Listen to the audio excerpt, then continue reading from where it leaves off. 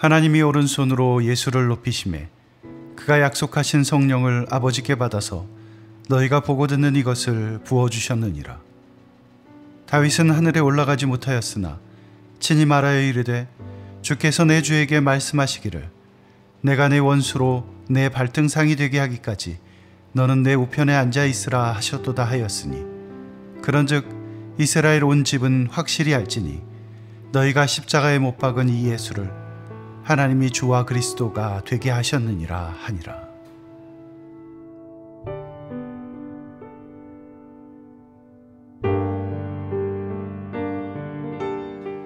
사도행전 1장은 예수님께서 부활하신 후 제자들을 만나 그들의 믿음을 더욱 굳건하게 하시는 장면으로 시작됩니다.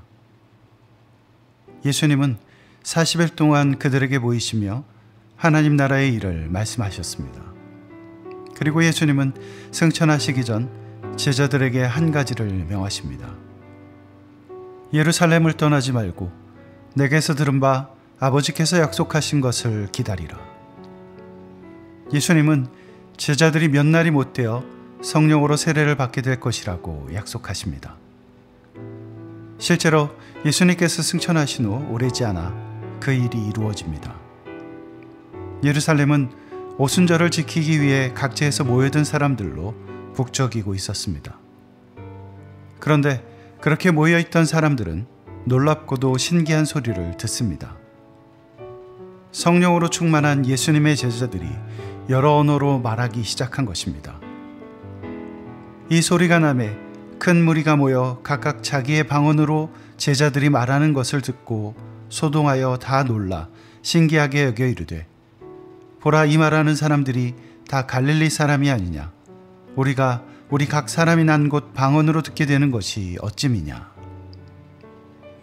놀란 그들을 향해 베드로가 일의 진상을 밝힙니다.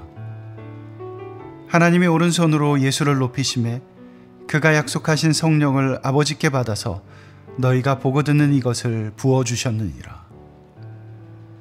베드로는 모든 일의 시작이 바로 이것이라고 말합니다. 하나님이 오른손으로 예수를 높이시매. 사도행전 1장 9절은 예수님께서 제자들이 보는 데 올려져 가시니 구름이 그를 가리어 보이지 않게 하더라 라고 적습니다.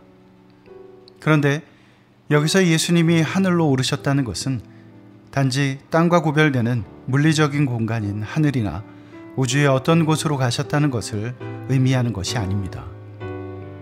성경에서 하늘은 하나님과 천사들이 거하는 곳으로, 성도들이 거하게 될 곳으로, 무엇보다 영원히 스스로 살아계시는 하나님을 상징하는 단어로 쓰입니다. 무엇보다 중요한 것은 성경의 하늘이 우리의 삶과 동떨어진 곳을 의미하지 않는다는 것입니다. 하늘은 땅과 맞닿아 있습니다. 하나님의 능력과 권세가 우리 삶에 미치고 우리의 기도와 간구가 하늘을 움직입니다. 하늘은 결코 멀리 있는 것이 아닙니다. 하나님이 오른손으로 예수를 높이시매 라는 문장은 다시 말해 예수님이 하늘에 오르셨다는 것은 하늘의 이러한 의미에 비추어 생각해야 하는 것입니다.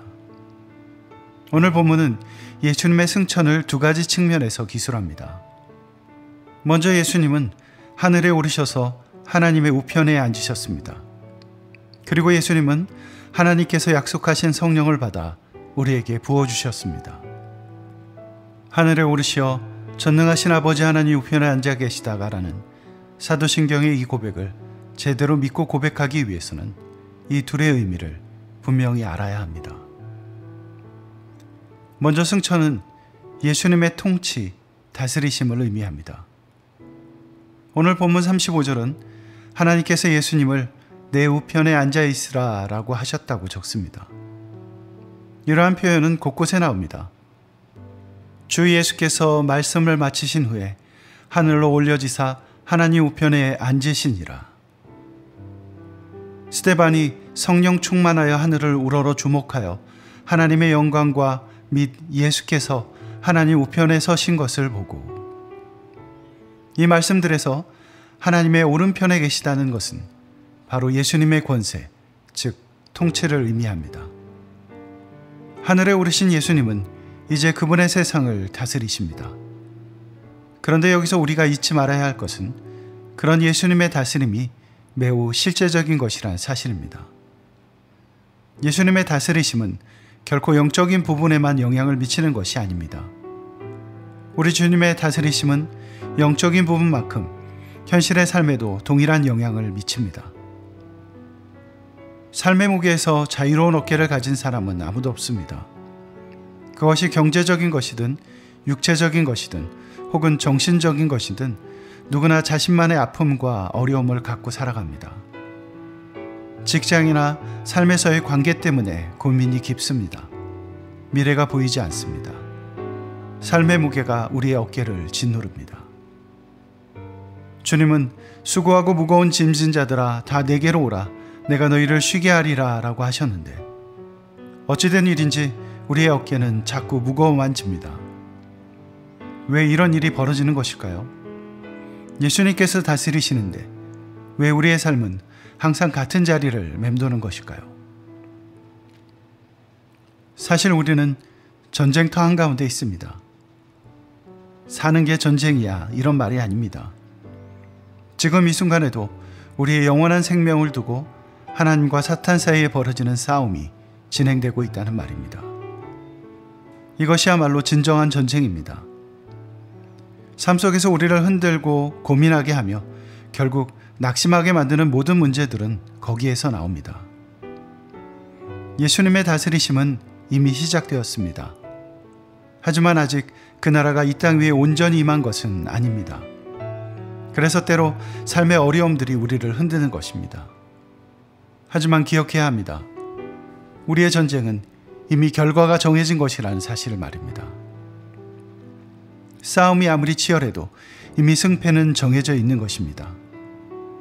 예수님은 십자가 위에서 그 전쟁을 이기셨습니다. 그리고 하늘에 오르시어 우리를 다스리고 계십니다.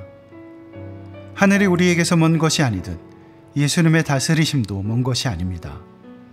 또한 기약할 수 없는 미래에 이루어지는 것도 아닙니다. 승천하신 주님은 지금 이 순간 바로 여기에서 우리를 다스리고 계십니다. 내 안에 거하라 나도 너희 안에 거하리라는 예수님의 말씀이 의미하는 바를 정확히 알아야 합니다. 예수 안에 있어야만 우리를 괴롭히는 삶의 문제들을 해결할 수 있습니다.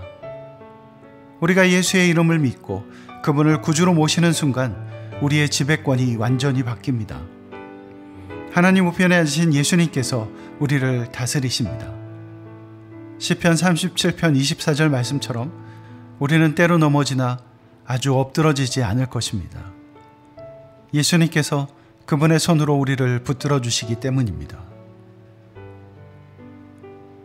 그런데 살아가다 보면 구원받은 우리도 때로 예수님의 다스림 아래에 있는 것이 아니라 여전히 죄의 지배 아래에 있다고 느낄 때가 있습니다. 죄를 이기는 것이 참 어렵습니다. 하지만 그런 순간에도 우리는 낙심하지 않습니다. 왜냐하면 바로 그런 우리를 위해 예수님께서 성령님을 보내주셨기 때문입니다. 그가 약속하신 성령을 아버지께 받아서 너희가 보고 듣는 이것을 부어주셨느니라. 성령님께서 악을 이기십니다. 35절 말씀을 보십시오. 내가 내 원수로 내 발등상이 되게 하기까지 너는 내 우편에 앉아있으라 하셨도다 하였으니, 여기서 내 원수로 내 발등상이 되게 한다는 것은 바로 악을 이기는 것을 의미합니다. 요한복음 16장 7절을 보면 예수님께서 제자들에게 이런 말씀을 하십니다. 내가 떠나가는 것이 너희에게 유익이라.